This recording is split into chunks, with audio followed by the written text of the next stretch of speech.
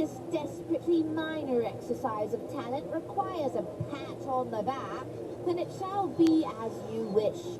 He reached up and chucked her on the shoulder, a painfully fake smile on his lips. Well done, you. Do you think you could at least try to like me? Yes, I could try. Merlin then moved around her for the cheese balls. She rolled her eyes. Everyone looked to the podium where Percival was standing. Gentlemen and ladies of the press, I would appreciate it if you could take your seats. I thank you all for coming, and I assure you that it will be well worth your while. Chairs were shuffled while the TV camera crew stood to the sides of the podium, checking the lighting and their range. As you know, Mr. Arthur Penn has been creating quite a stir throughout the city over the past months. His style has been referred to in the press as guerrilla politics.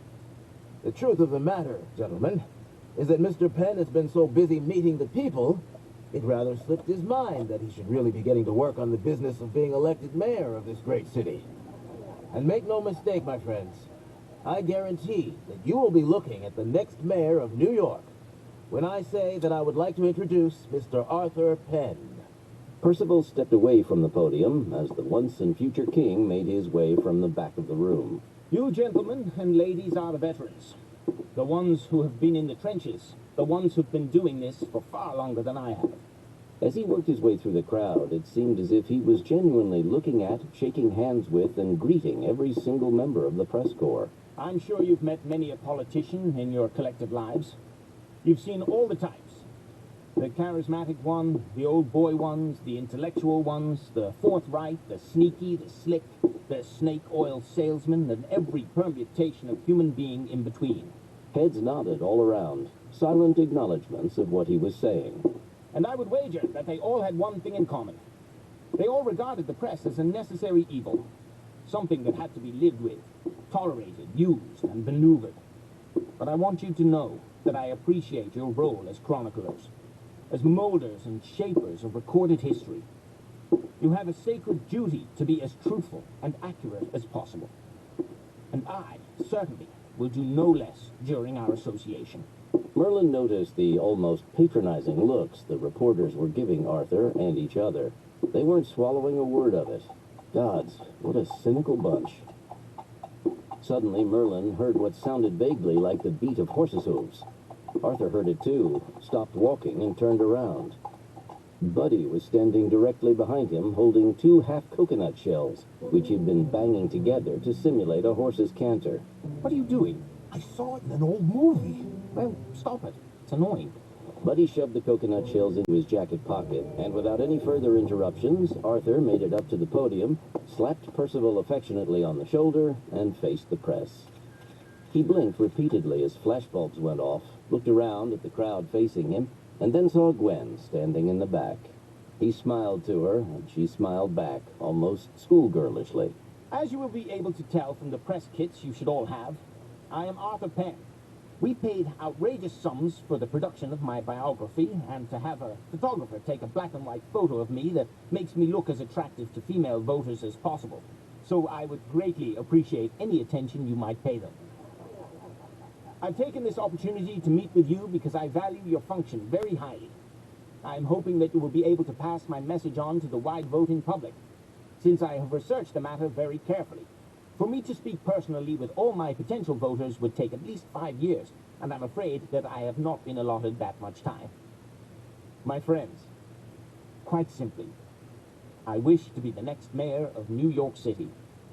I will now take questions. There was a moment of surprise, and then hands were raised. Arthur picked one at random. It was a slim, waspish man from one of the New York tabloids. Mr. Penn. Call me Arthur, please. All right. Will we still call you Arthur if you're elected mayor? I should think your highness would suffice. Arthur, that was a very short opening statement. I was always taught to regard brevity as a virtue. Mr.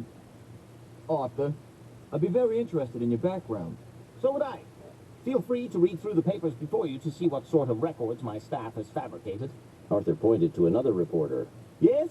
Sir, according to this, your primary career has been investing. Investing in stocks, in dot-coms, in all manner of things. You have no experience in politics at all. You say that as if it's a bad thing. Yes, sir, it's just that Do you have any track record in leadership at all? Not that I care to share. There were befuddled looks among the journalists. You could tell us, but you won't? Were you a Don or something? No, I've always been an author. It was obvious to Merlin that Arthur had no clue why what he'd said was funny, but his polite smile made it look as if he had been going for a joke. But Percival, standing just to his left, very softly murmured something in his ear in such a way that no one save Merlin noticed. Imperceptibly, comprehension dawned on Arthur's face. I assure you, my activities have stayed solidly on the side of the law. Then why won't you say?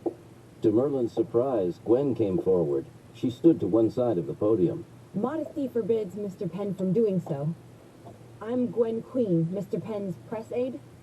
He could cite you chapter and verse of all his accomplishments, but the problem is that he could be accused of stretching the truth. And we've all seen just how destructive such accusations can be. Although, guys, you know, I have to admit, I never understood why you guys make such a big deal about that. Any political campaign for mayor, governor, even president, all it is really is one big, long job interview. That's all it is. Except instead of having one potential boss, a politician has millions. And how many people out there have beefed up their resumes, made themselves sound better than they are, in order to make themselves more impressive, including most of you guys. See? That doesn't mean that you're a bad guy or a nasty guy or a guy who's not trustworthy. It just means that you're human and that you really, really want the job, because you know that once you got it, you can be terrific in it. Abruptly, Gwen seemed to really fully understand that all eyes were upon her, and she looked embarrassed to have that much attention. I'm sorry. I'll shut up now. No, Gwen, that was very well said. Merlin rolled his eyes. Still, he had to admit that Gwen had deftly deflected and dealt with a question that could have provided a sticking point, because Arthur, despite Merlin's best advice to the contrary, was resolved to be utterly candid and not lie. Throughout the rest of the press conference, impressively, Arthur stuck to that vow. He answered every question, and if it was about a potentially touchy subject, he deadpanned the absolute truth and usually got an amused reaction from his audience. Remarkable. Arthur, I'd just like to toss out a few hot topics and find out how you stand on them. Let's find out together. Prayer in school, for example. You mean before a difficult examination? No, I mean organized prayer. Oh, of course. Organized prayer in the morning, that sort of thing. Well, I've never been one to stand in the way of how someone wishes to worship. However, I recall reading something in the the Constitution, isn't it? About separation of church and state. It would seem to me that prayer and church are usually equated, aren't they? The reporter nodded, and Arthur smiled. Well, schools aren't churches. However, the ultimate sacred temple that all of us have is our own body. That place of worship is open 24 hours a day, 7 days a week. Prayer can be held there in private in a sincere fashion, without violating any constitution now, can't it? But it's not that simple. Then it should be. What else would you like to know about? Your stand on abortion? Terrible mess. None of my bloody business, though, what a woman does with her body. Are you in favor then of state money and government money going to fund abortions? I imagine it's better than feeding the poor little buggers, isn't it? Once they're born into unwanted and miserable situations. Are you concerned, sir, that some pro-lifers may find your attitude, well, callous? That you're sentencing unborn children to death? I have seen more death, son, than you could possibly imagine. Not to become maudlin, but I value life no less than does anyone else. But life is difficult enough when you come into it wrapped in the arms of a mother who wants you.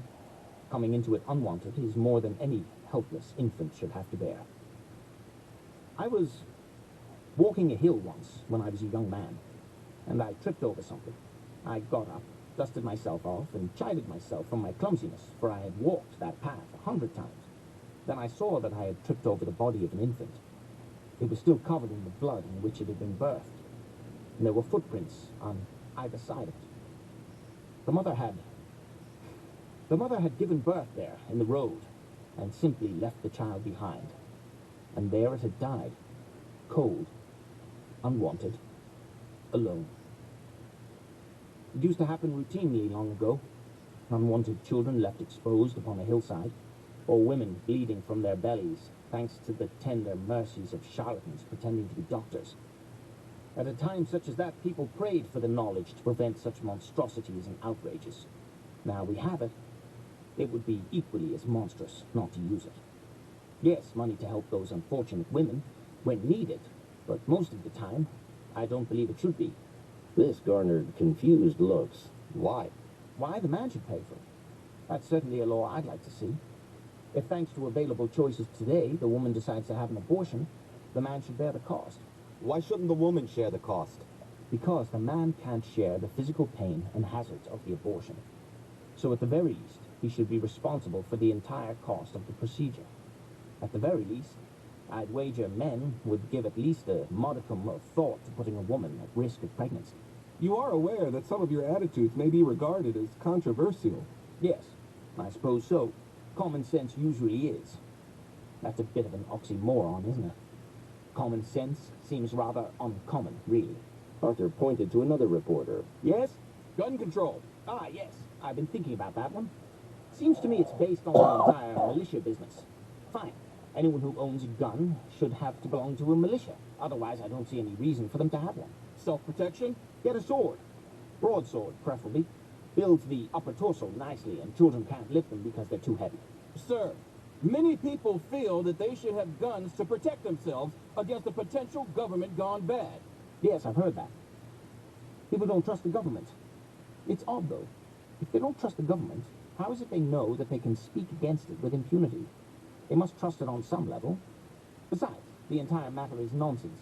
If you ask me, which I suppose you have, if the government goes bad, handguns won't save you. Better to work together to support a good government than arm oneself against a bad one. Sir, there are many facts which gun advocates can present. First thing you'll have to learn about me, I never want to get bogged down with facts. Facts get in the way of decisions. Give me a basic summary of the situation, and I will generally decide based on what I feel here. Arthur tapped his chest. I would wager that others will bog themselves down with umpteen reports and countless charts and the like.